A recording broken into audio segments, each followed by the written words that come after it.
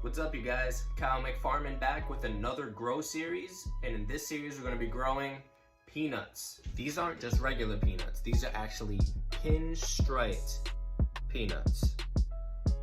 So these things are pinstriped. Inside every single pod there's about roughly 2 to 4 of these seeds. So what we're going to do is we're going to germinate these seeds. Let's get it started. Alright, so we soaked these seeds for 24 hours overnight. You can see even on the end of this one right here, you can see this little sprout starting. So what we're going to do is we're going to wrap all these seeds up in our paper towel. We're going to make sure it's nice and wet. We're going to fold all of the sides up.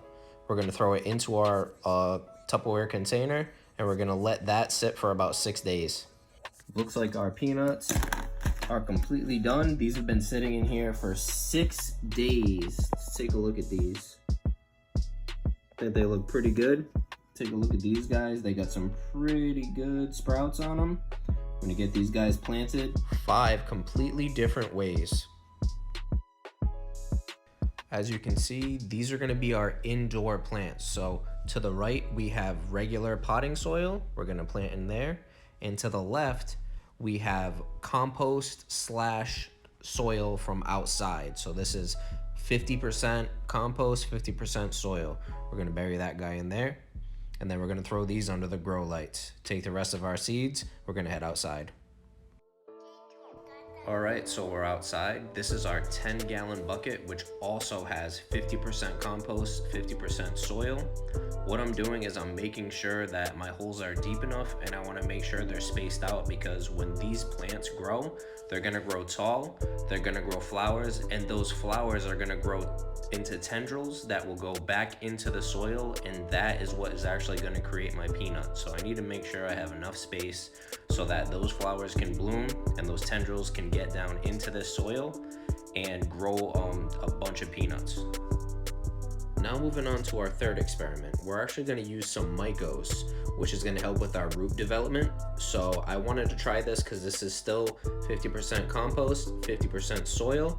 We're going to sprinkle in some of our Mykos into all of our holes, and this is also a fabric bag. So all that means is that the roots of these plants should be well aerated, because this bag is going to be able to receive wind, unlike a plastic container.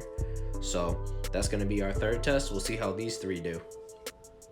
Now we're going to move on to way number 4. We're actually just going to sow these directly into one of our raised garden beds, but I wanted to see if these seeds would possibly compete with the plants that are going to be right next to it, which is going to be kohlrabi. So I just want to see. We're not going to use any Mykos on this experiment. Way number 5. Bloop! You guessed it, we're just gonna drop it straight into the ground. We're gonna see what happens. We need to remember where we put it in the ground, so we're gonna put a stick just so we don't forget. Last thing we have to do is just water all of our plants in.